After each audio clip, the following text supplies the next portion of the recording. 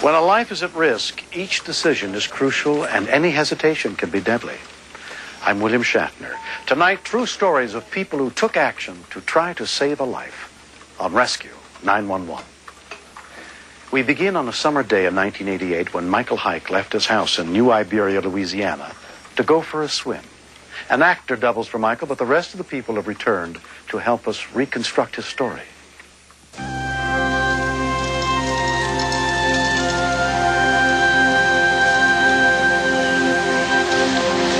Eugenie Hike had given her 9-year-old son, Michael, permission to join his friends at the local pool.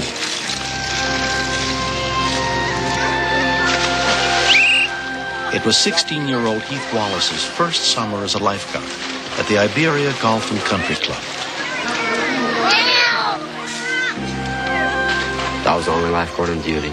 The lifeguard stands are high, and so you can watch the whole pool area.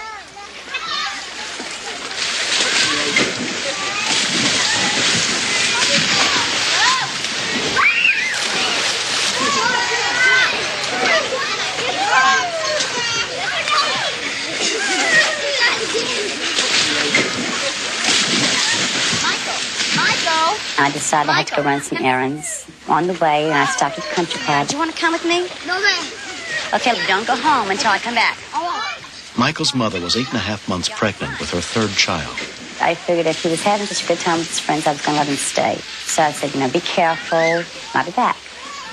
But Michael's friends soon had to go home. Time to go. Got to be there in 5 minutes. Let's go. Bye, Mike.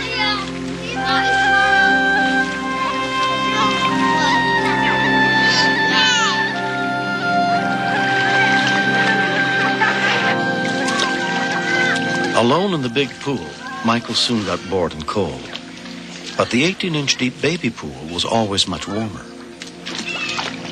It was about 4:30 in the afternoon. While watching the baby pool, I noticed a 9 or 10-year-old person in the baby pool. I decided I wanted a Coke, so I walked from the lifeguard stand to the snack bar outside.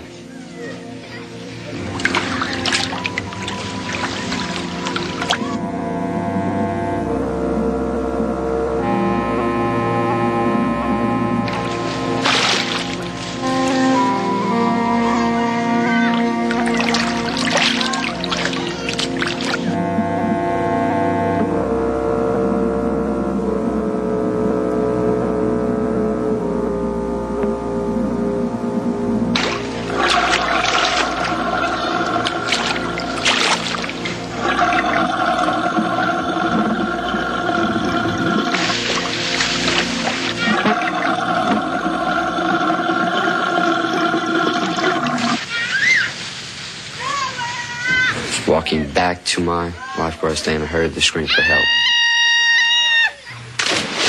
His left arm was underneath his left leg, stuck into the drain.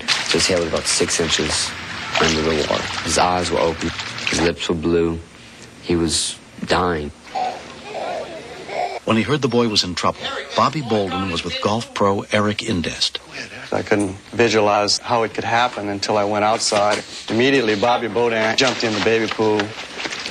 The lifeguard was trying to give Michael mouth-to-mouth resuscitation. He was very heavy, very taut, and we were all very scared. The boy's arm had been sucked into the drain. I went to the pump and turned it off. Then I ran back into the clubhouse to get something to bail the pool. It wouldn't take very long just to get the water below the level of his mouth so that he could breathe on his own. The call for help came in at 4:42 p.m. Time was really of the essence. We were not going to have a whole lot of time if this young man was going to have any kind of a chance to survive. 2 ambulances were dispatched immediately. Ed Murray was the senior paramedic. In a situation where there's a potential drowning, we want to anticipate a cardiac arrest situation. So we generally send 2 ambulances.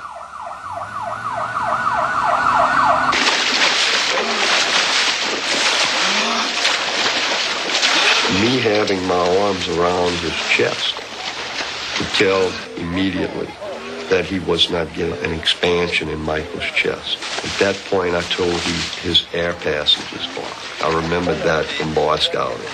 Clear the airways. at which point we got a good expansion in his chest. I remember Mr. Bobby telling me keep on breathing for him. I just heard, keep on, don't quit. I didn't hear nothing or see anything but Michael and Mr. Bobby. In a matter of 2.5, 3 minutes, he became more buoyant. We could feel now that he was breathing. Shortly before that, he bit me. I almost wanted to cry, but I realized his problems were a lot greater than my own. Once Michael was breathing, they managed to untangle him from the drain. I reached down into the water, grabbed him by his right knee, and I kind of gave it a little quarter turn, and he popped right out. Mr. Bobby picked up Michael, and at that time I was already backed off, up against the side, scared. I thought I did something wrong. No one knew exactly how much time Michael had been trapped under the water, but they feared it had been too long.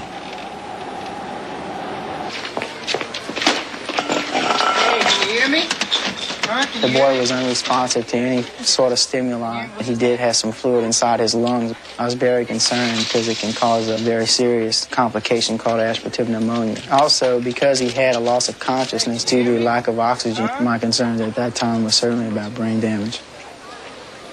When the paramedics arrived, it was such a strange feeling that we had just been through this, the three of us, and I was drained. I sat down near the pool and just cried my eyes out. Ready?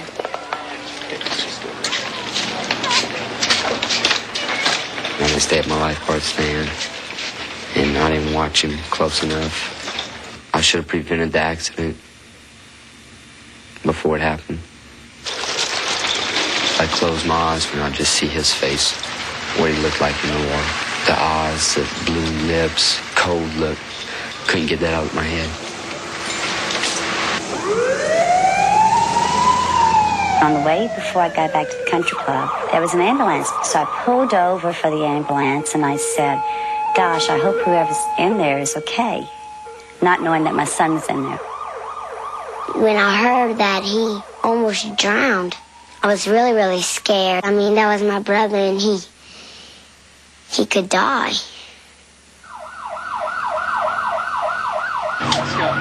En route to the hospital, he didn't regain consciousness. I was worried about cardiac complications and the fluid in his lungs at that point. Can you hear me? Michael, look, you've been in an accident. We're taking you to the hospital. Michael, can you hear me? I couldn't believe it because I had just seen him. I had guilt feelings. I was so sorry. And Michael was just like such a perfect child. I became really frantic, and I said, we've got to find Morris. We've got to find Morris. Immediately felt like, the worst. I thought my kid was dead.